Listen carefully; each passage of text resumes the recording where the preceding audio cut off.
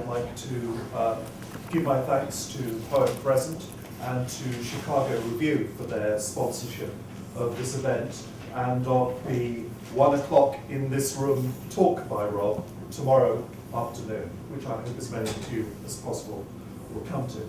And I'd also like to thank Kate Soto for her organising work in preparing for this event. In April 2008, I travelled to Buffalo, New York for a centennial conference celebrating the work of George Orwell. One of the first things I heard was a talk by Rob Halpin, a talk of revelatory intelligence, which made me much regret arriving too late to hear Rob's reading the previous night. Then I heard that after living and working in the Bay Area, Rob Halpin had been hurled into the snows of the Midwest, teaching at Eastern Michigan University in Ypsilanti, and I resolved selfishly to arrogate the resources of Poet Present to overcome my disappointment. That was last quarter, and a blizzard intervened. Now Rob is here with us despite a further pathetic meteorological spasm, but his talk tomorrow has been scheduled for my teaching time. So while I may redeem my loss through this reading after almost 3 years, and even better, share my discovery of his poetry, I now have a further loss to redeem, and know this pursuit will last all my years, for I have since read Rob Halpin's poems, and I recognise that for sure. Rob Halpin's books are few, quite short, and each has matter enough, matter configured in a concentrated and buckled energetics, to pull back a reader time and again. Each time these books provide far more than remembered or expected, despite any increase in anticipation. I'm talking here of books rather than poems, because Rob Halpin has become known to me as a writer of books. These are, to date, Rumored Place, San Francisco, Krupskaya, 2004, Weak Link, Oxford, Ohio, 2009, and Disaster Suites, Long Beach, Palm Press, 2009. Music for Porn is forthcoming from Night Boat Books, New York, this fall. There are some excerpts from it in an issue of Chicago Review, and Michael Hansen has copies at the special price of $5 after this reading. Each one of Rob Halpin's books can be considered an entire discipline and a working against that discipline. Each constitutes what his last book, Disaster Suites, terms a structure of value. For instance, Disaster Suites is a suite of suites. It is a book of breakages and breaks, both formally and in its instigation, starting from Katrina and Iraq, and as he tells us in an afterword, breaking abruptly the curve of the work he had been involved with. So much is broken then at the start. But here a line breaks and there a stanza, and sometimes something like a dawn might break, at least a flicker, and then breakage can be necessarily constituted in fracturing the continuity that tends to deny vulnerability and care, piercing that cocoon of self or stuff. Meanwhile, the bad breaks continue in Iraq and Afghanistan and Libya. And the structure of this book comes to be experienced as a structure of value. It works politically, but as a structure of value that accrues around faults. But how should we understand value? Market stress inside the nucleus goes on shaping our reports about it, he writes, and detaching stills in seamless. This structuring of and by value works both ways. Another discipline and its negation deals with need and desire and pleasure. Rob Halpin's poetry can be shockingly direct in the sexual material which it disciplines formally. Sex is syntax, that is, physical connection, junction, connection, congruity, agreement, as the OED proposes. In Rob's writing, queer sex is highly formal syntax. It is not going forward so as to deliver, but bodies forth through articulations, breaks, cleavings, and fault lines, all of them choreographed. He admits to a love of dancers. So the structure of value is at the same time the structure of sex. Not only do sexual acts confront a reader at the level of content, but a profounder claim for their political and ethical force is pronounced in the verse's syntax. A syntax which, as he has written, is never quite flush. I anticipate the forthcoming Music for Porn will remind us of Nietzsche's stricture that a program of desire seeking satisfaction is itself ascetic, and must be cut into. A third contested discipline, a separation I make only rhetorically since these disciplines comprise one ascesis and also the wounded corporeality which outrages ascesis. The third discipline then is lyric. This might be how we start to understand value. The disaster suites ends by declaring, our means remain impolitic, lacking identifiable needs, exceeding possibility, straining towards our posthumous figures. And in this sub-obscure excitement, some strange organ emerges, sensing, as if all this or something else we're about to realize, and brackets with a long dash in between. That strange organ might emerge out of lyric. The verse must invest a reader in its discipline and in resistance, so that its breaks and departures and faults may register, so that a friction may be felt between restoration and wounding. Like Lorca, Rob loves both the sirens and the flash of the knife. He is a poet of wonderful lyric gifts. I can hear Jack Spicer, suitably enough for a Bay Area poet, and join others in hearing William Blake. It is because lyric has chosen to have its way through him that he can feel and resist its negative designs, its tendency towards encapsulation and narcosis, and through the fissures of its smooth surface, a new organ may emerge.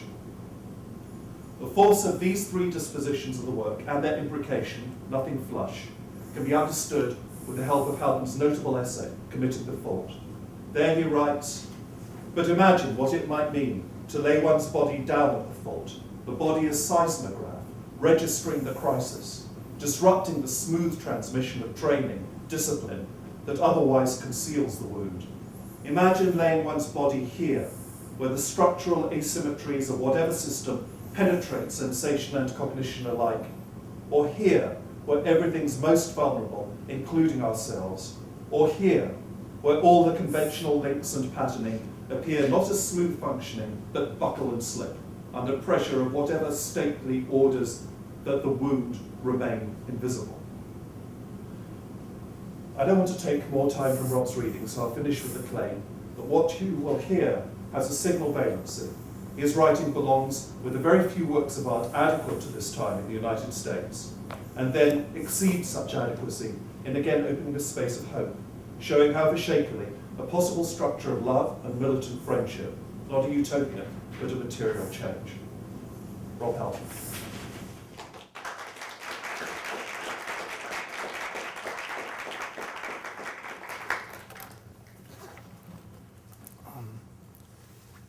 It may take me a moment to find my voice after that. Thank you, John.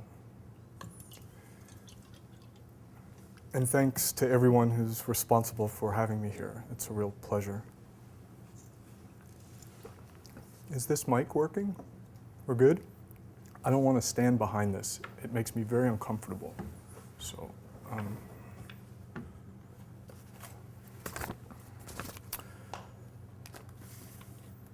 I'm going to begin by reading from Disaster Suites, a book that I completed several years ago, and I appended to the volume a set of sustained reflective notes, a postscript of sorts, and I thought I would read from that as something of a prelude to set up the work, and then I'm just going to read without much in the way of interruption across the book itself.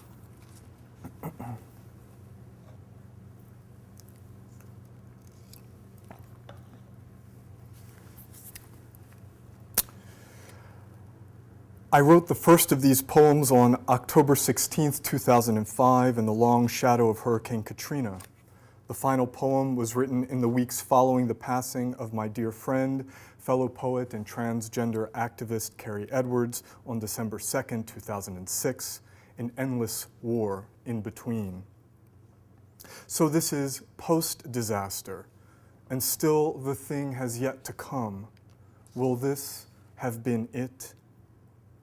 When I began this project, reports about the erosion of wetlands along the Gulf Coast were converging with the erosion of democracy's myth about itself. But this was just a vanishing moment, a widely disseminated comparison pitting black looters against white finders had invidiously racialized within our spectacular economy of images an already racialized struggle to survive in New Orleans. And this moment persists. I hope these poems don't persist, or rather, I hope the conditions that made them do not. I didn't intend to write a collection of discrete lyrics, and something in me continues to reject it. I had been working on another project, music for porn, but the writing was going nowhere. I couldn't sustain my attention, as if disaster had already made the world all repellent surface, allowing for no traction, so the work languished. Disaster suites took shape around distraction. Rather than lamenting the failure of my own absorption, I needed to know if it were still possible to hear anything beside myself. Who will have been here to hear this?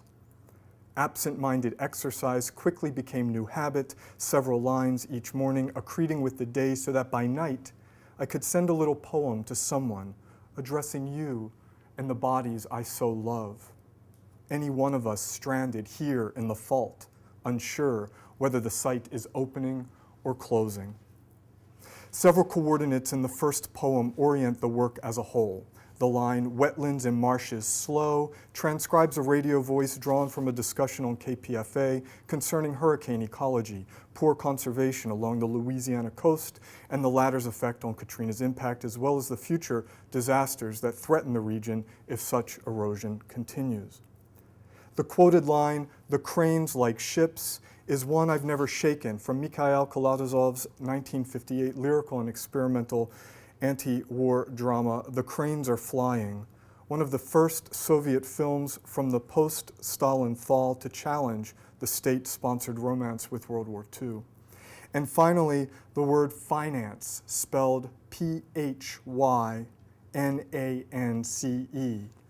the queer orthography of which appeared on my page curiously estranged and without explanation. In it, I could hear the concatenation of physics, finance, and the natural ecology of phyla. Only later did I learn that the word in fact occurs in a specious, though frighteningly real discourse, finance, treating the unnatural disaster of neoliberal capital as though it were part of nature's innocent design. Throughout the poems, the lyric voice is shot through with so much factual debris and media fallout, damaged roadside fridge, white phosphorus, organ failure, which register the intimacy of the first-person singular's relation to the world, as if, beyond all this fallout, no personal life. Rereading these disaster suites now, the poems seem to register and transfigure worries, desires, and obsessions as everyday life collides with the linguistic remains from so many devastating events. Looking in a mirror, I might see a composite figure of those remains in place of my image. And so I imagine the lyric poem as though it were a spell to break this spell of resemblance, anything to make that image turn its back on me. But while the poems want to slow their own ongoing wreck, they are entirely tethered to it, named by it even, as catastrophe feeds back and renders the eyes that see, binding them to disaster's own conditions of visibility.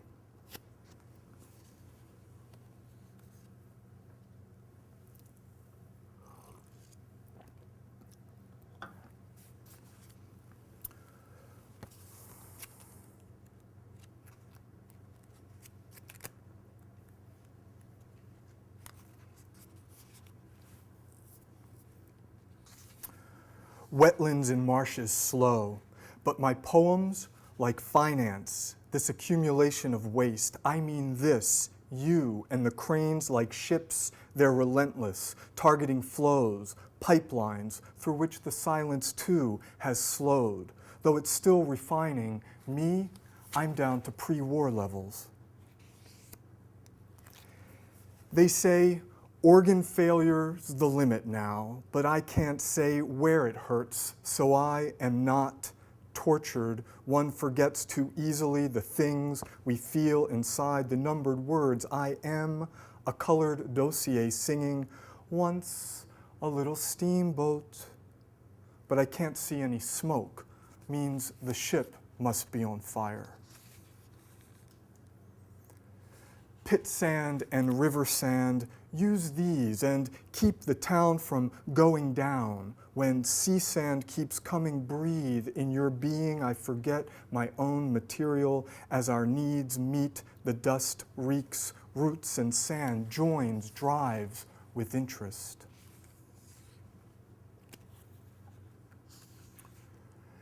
Then his voice just petered out, becoming strands of pale blue smoke. He was gaunt as an old crane and just as wild as what I'd be, anything to wind you back around, reacquaint ourselves with lost sensation, invent a world to save us from the world.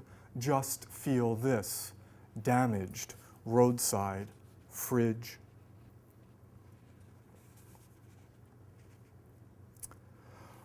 Over and above the market, I'm off trade now. Without exchange means nothing, like the dawn, has no commercial plot, not belonging to itself, no value, affirms what goes unfounded. This won't count as one subtracted from prevailing orders of inclusion. A unit has no real unity. I mean, artificially, difference just can't be. Spreading in a tree is not a rock, a bird.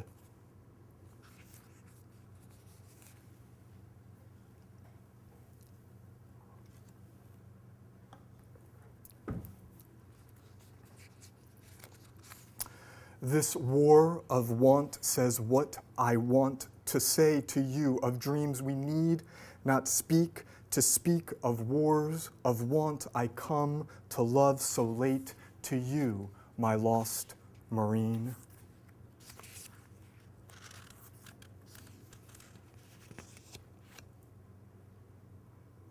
Their dead ones are dead inside my film, the others' fingers detected in a pile, colorful shells, debris, pieces of a past pasted to a brown man's stump. Their village square could be a name or just an air we've come to breathe. These sounds inside your deepest ear, mouthing dead ones, how they escape. To say it's endless, whether the endless ends or not, there will have been no end to what it means to bury.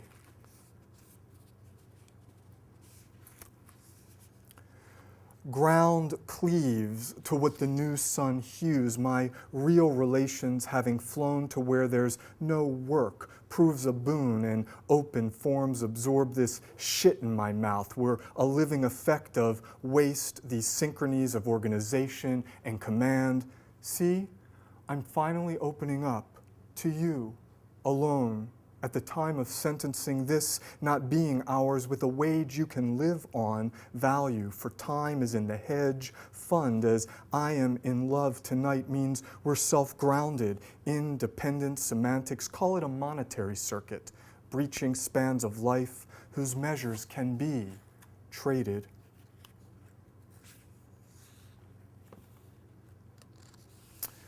But I just wanted to be part of the solution, though I never learned how to exploit my beauty in that special way one exploits, for me to be my own self, involved with all the living parts of what we hear, we say, alone, by law, on a pallet. They're so dead. That's pretty strange. I say, I mean, I hear things breaking, but not what's in my mind and all that won't be part of, whose bowels still hold my sum. Now my thing on screen relieves these organs wasted, war resolves. To breathe, just turn a knob, for time lags, suspend my hole in space between the ends of our produce and the stench of has no body.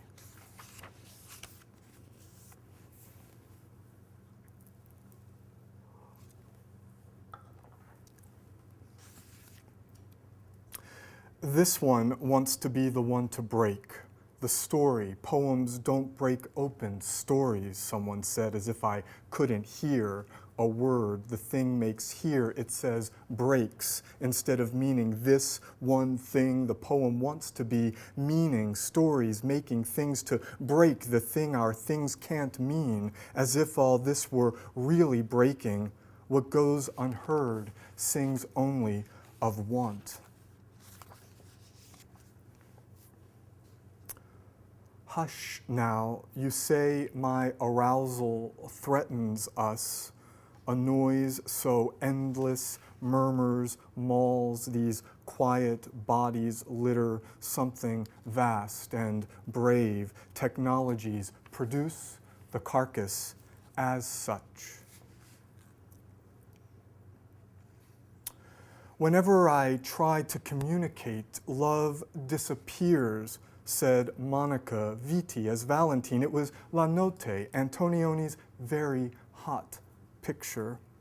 So please monitor my hearts and mind what heavenly difference boasts of thickness. These accidents produce membranes peeling off internal selves, skins. We watch all this emerging out of the deep, too deep to name. Inside my rectum is yours, there being no other place for false members to go where nothing can name these things I stink of value. Ends produce your views. Don't do it for my experience.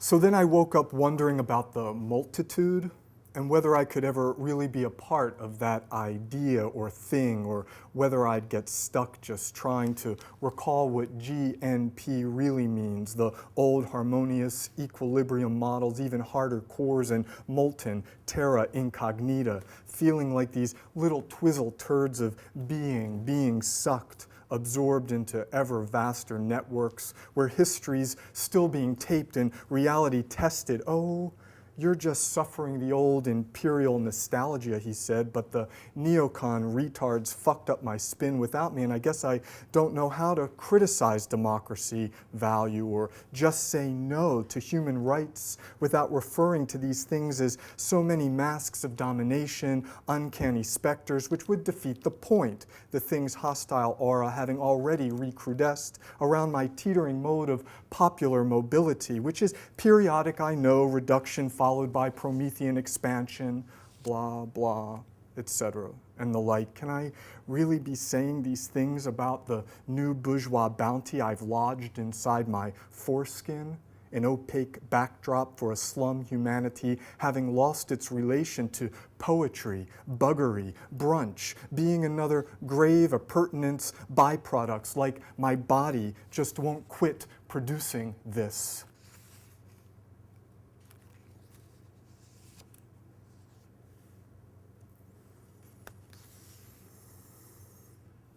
Physics and finance are merging, you say. I'm bleeding too, recombining organs, codes colliding with the law. The war, it's on my body, diminishing returns, networks being less than solid. Sure, you can touch mine, pumps raw sewage into water systems, and I'm getting harder, really faster, learning to enhance the figures whose significance is the real we need to spread ourselves over equal numbers of sample populations. Everywhere you can ditto invites imitation. My edge surely has dulled, but if I ever make real money, or even its image, I'll use this to attack age-old human problems for understanding. Complexity pays off in these heroic ways, even when you think you're damaged beyond repair, with a little piece hanging off, the lower right leg and his whole left cheek's gone missing.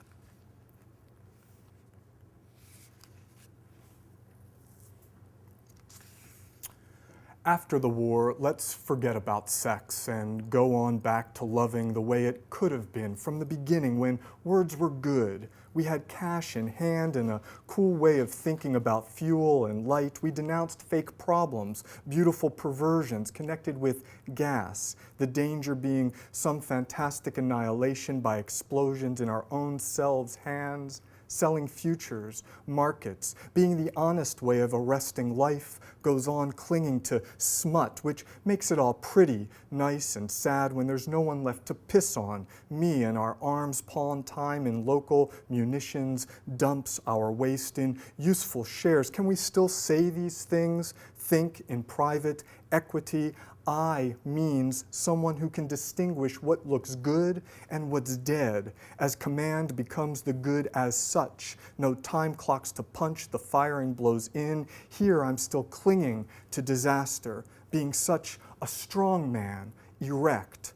I could hug them all, ungrievable bodies caked with my shit.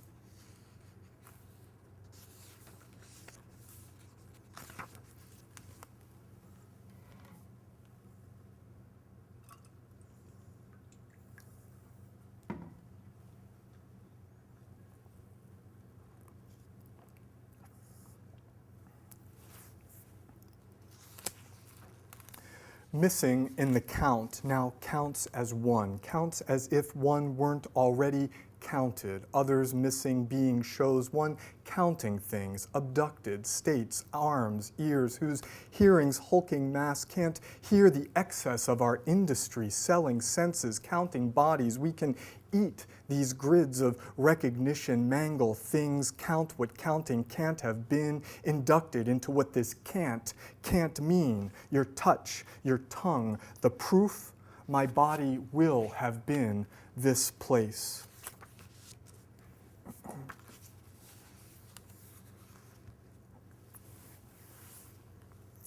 Now let's recount ourselves in terms of crisis dynamics. Depict the ends of state where history and the seas choose me since I see you there, my dreamy fuck. Your love for theory negates distinct periods involving my words come out all wrong, grossing much mulch, a lot of mulch, not being elemental, whereas history is so many neoliberal adjustments saying, yes, we can help petition your profitability in exchange for the child, for whose realm of appearance I'm of the purest meat and gas back then, but now we're harder than gunboats. Wiring each sentence fails to link us to real force.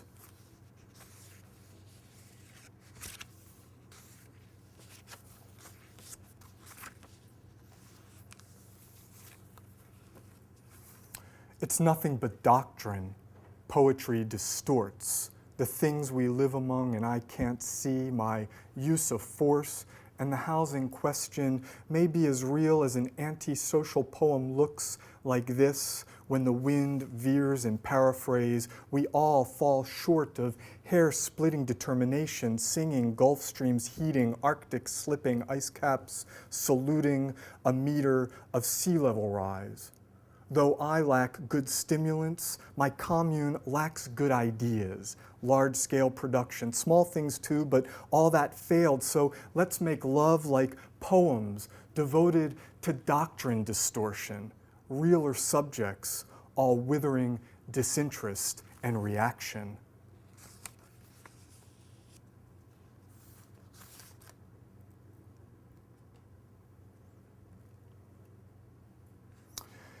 These sounds control a public sphere where there's no more public, no place uncontested, nowhere to caress my stick. In you can be the dove, I'll be the agent of my own liquidation. I dreamt a conquistador in his top ground meat, cruising aisle 8, singing, I want this one skinless and that one on wheels, I hear myself saying as we scuffle along, so hedged about the social technicians of my utterance, adjusted claims, hooked into speech, being full of minor incidents, all contested spaces sort the rules of place and closing units, transcendent words go the way property threatens those who'd rather picture.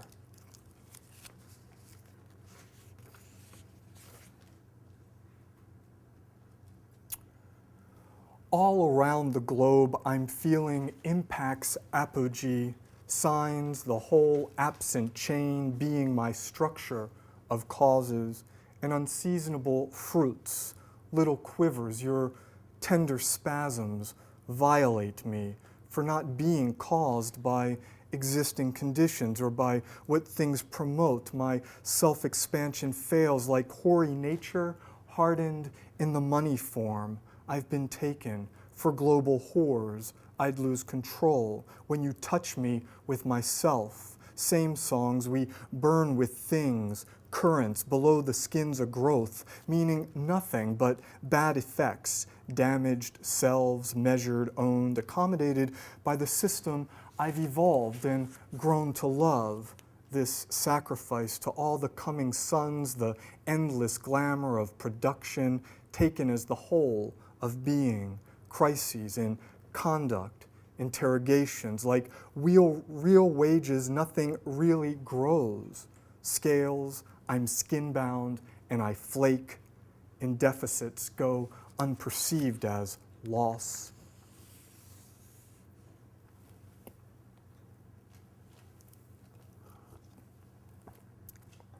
Hey ho, now let's get off on where the real things go bad. Go home, we're no longer safe in their eyes. All our dried up colonial needs, real people waving neo-Gandhian ideals go kitsch, and our own schlock's flack installed inside a new urban poor. So take my vaporizer for your condition, dumbfounded by the old queer sympathy. They're showing these convicts a post. Human face once belonging to the moon's broad bands can't go on calling rural white machineries delicate boys, caught doing big things, bad things behind the barns. This dreamy mix of arms and aid go to all the users in trade who don't even need our suicidal sisters throwing rocks at shields, disputed waste, while birds deliver my speech on the anniversary of a classic, say Lenin's leftism, an infantile disorder. It was circa 1990 when something like the future made the past go no, where we kiss what's lame and limp. Your wrist inside my ass redeems dead things and all.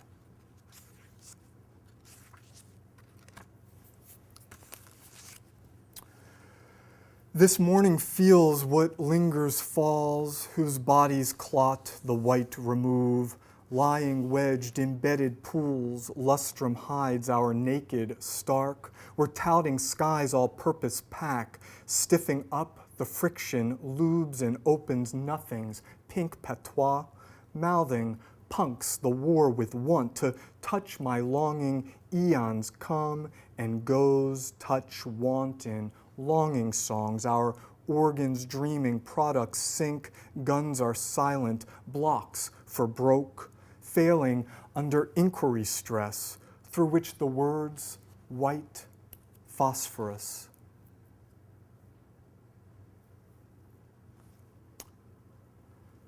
Domestic oil turns disaster into peacekeeping, opportunities, renewed production, settlements, and money, which is what I thought I had, dreamt you thinking.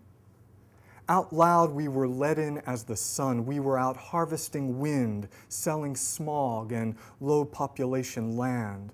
But now I only want you to hold me the way you might hold a mirror to my fat, fertile slopes, these bodies at rest, not knowing what this flesh can do.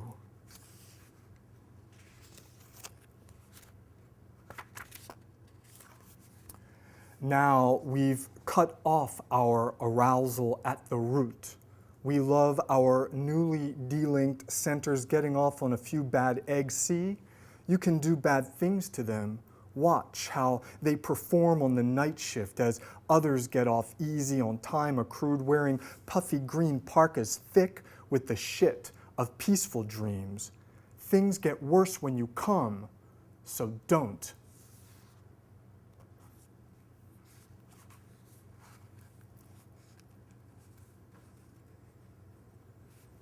Having spent the night dreaming of the attacks that stabilize our regions, my own stability being this strange effect of structural events and market value, I've slowly come to understand by the deafening volleys muting local soundscapes, suppressing all our broken signs, these swollen vowels, and the total speech situation in which we remain embedded, that all sense of connection, all but the most abstract relations, say those aligning my language and the armored vehicle with the high-tech border patrol, which takes your body as stuff to be processed, identities fleshy yield, survive, abraded in appearance so that barely a ghost of my own outline, this misshapen form, stark lineaments of a single limb or digit, like the one that guy held up on TV to show it had been blown away, remains, a barely legible touch in the space between enjoined imaginations, ours, and what networks of power hail us from this place beyond the dream.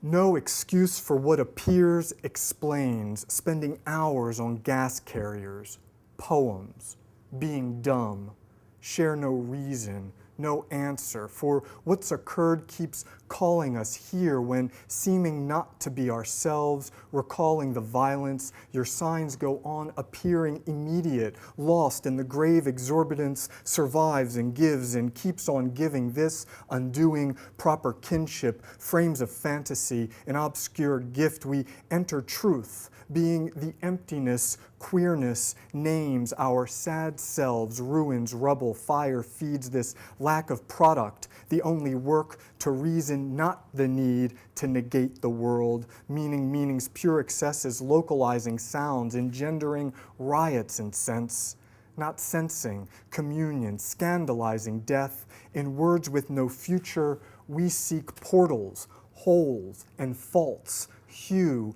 new relations quicken, chasing that persistent and ongoing no.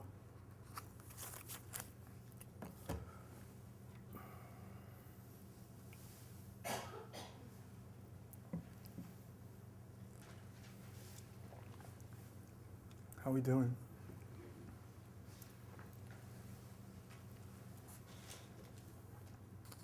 A little more? Can I read a little more? Okay, thanks. So I thought I would conclude by reading something very fresh, recently drafted, very different in form and tone and voice and concern, although the links will clearly be there. This is a piece that I imagine will be the concluding poem of the volume of poems I'm now completing called Music for Porn. And I'll speak about that project tomorrow here, I guess, at 1. And for those of you for whom the proper names may mean something, Bruce is Bruce Boone, the new narrative writer, and Mark is Mark Linenthal, an elder poet and very dear friend of mine who died this past September. But if those names mean absolutely nothing to you, it doesn't need to mean a thing, right? They're just placeholders in that case.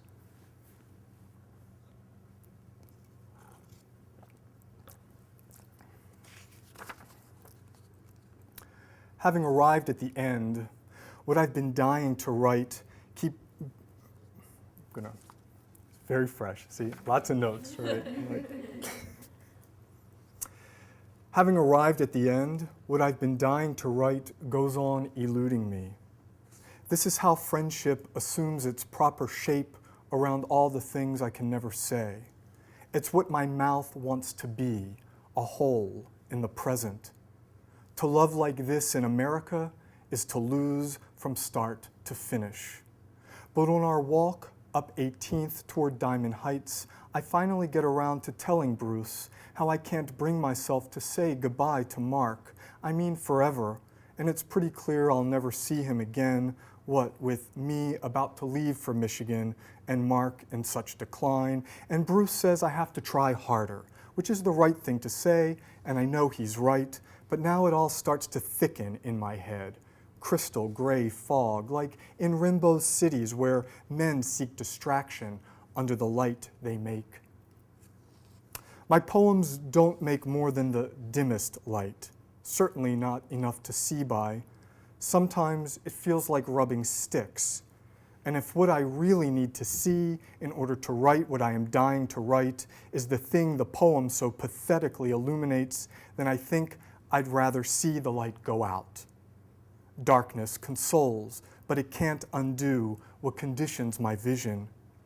As syntax becomes determinate in the organization of common sense, corrupted love, real connective tissue goes on eroding at a rate in excess of the time it takes to compose my sentence, where I become again the self I've become through violent contracts.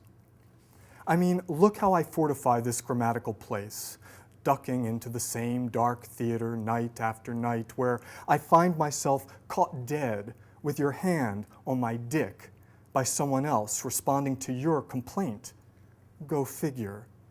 This is a place which no longer corresponds to any sustainable happiness, there being a terminal disjunction between the finished goods and the money available to purchase them. And now, as the rain keeps falling on this deserted town, my social relations begin to cohere around these soldiers in a foreclosed hut where no one lives anymore. And I'm thinking about that walk and about this poem and how it goes on and on and on, because the moment to realize it has become my filth, a collective residue, a thin film or integument that hardens around a body interred behind that wall or buried in the yard where it too goes on secreting the mystery of my well-being. Real intimacy, impersonal as porn. I couldn't even tell you his name, though a string of phonemes I still can't pronounce fills my mouth like his dirty ejaculate or glue. These words keep me from recognizing him as a person, the proper name being a generic dysfunction that brings us together only to shatter us again. Shame is nothing but this demand to appear, a simple effect of summoning, having less to do with ideology than with my allergic response to being tagged. A common act triggering disgust, which, like rage or ecstasy, were it to be better organized, could bring the whole fucking system down. It's a risk-adjusted performance, all the bodies as yet unburied, failing to coincide with themselves, anything to make my organs useless, this scene of permanent displacement. Each phoneme strung like a bead on a rosary, inserted and teasingly tugged, one at a time, out the hole of my ass. Tickle me with your tongue and watch me writhe. The pleasure is excruciating. Like any obsession with what appears self-identical, this one binds me in thrall to conspiring forces. What might have been a life remains mere line. Still, there's transport in the body's vegetable existence. Even to have one's name canceled, stricken from the general roll, demands a witness. Will you be that for me? Resurrection or theft, I'm thinking, as though it were a choice. Many incalculable intervals pass during which I cling to ghosts of what impossible future haunts the present. Were I to touch the hole in your chest, I want to believe that a spontaneous surge of meaning would suddenly spring to life inside my own incongruent material, all viscera and corn, the secret of the thing still being that it has no secret. Too many voices can't distinguish my own in the mix. I mean, whatever use might promise has to begin with its critique, anything to ensure ongoing antagonism and not its consensual suppression. Now, this would be the place in the story where Bruce asks me about the figure of the soldier in my work, and whether it has some bearing on my intimate life, or whether the soldier is merely an abstraction. Is the flesh real?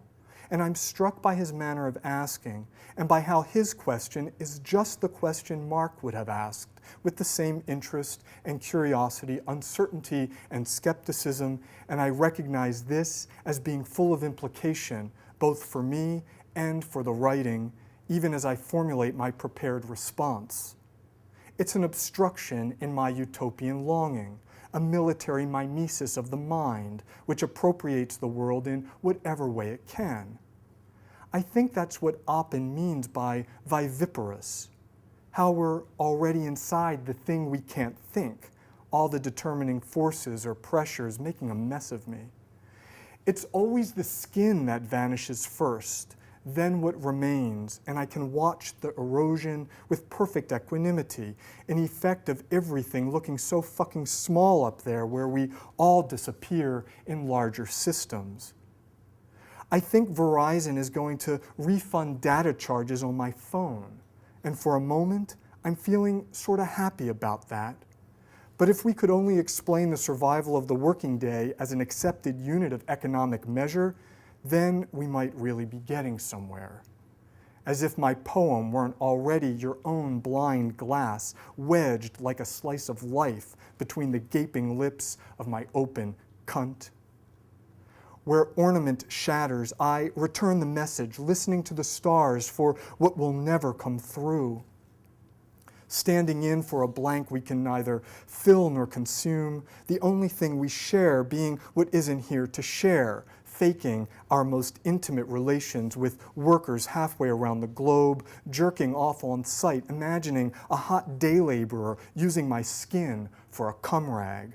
Producing appetite through forced withdrawal, I marvel at the thing's capacity, a magnitude of failing grip. From somewhere deep, waste returns, my constant theme, this decay of sound, a wall of pure significance, the way capital flickers in signs of illegitimate passage, a moat encircling my love, a hedge around our collective implausibility. My identity being at once realized and negated in the soldier I sing of, whatever hope remains mediated by the same bodies, taking note of saliencies, a bullet-riddled gate, a stall for selling cigarettes and porn. I feel like I'm treading the same old ground. There goes his stump again, this time sutured to my elbow.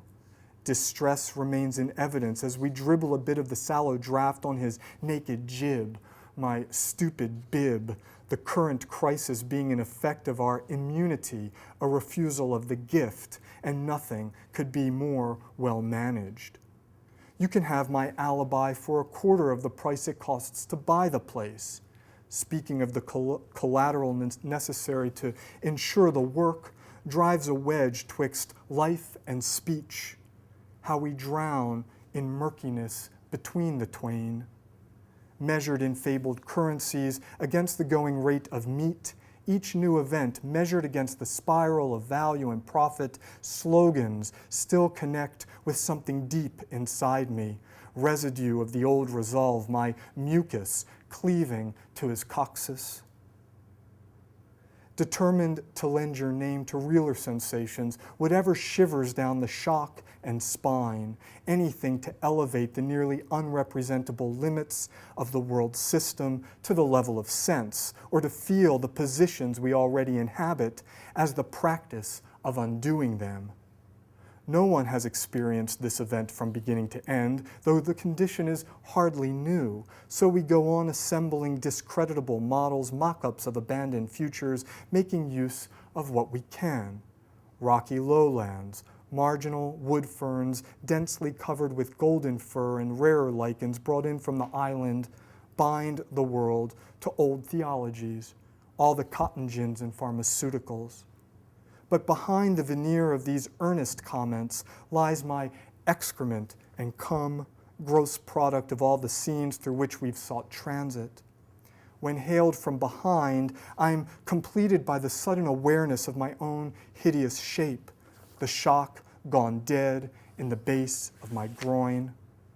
Whereupon I awake with visions of the prison house, abattoirs stationed along peripheral fades, all the terrible things I've never seen.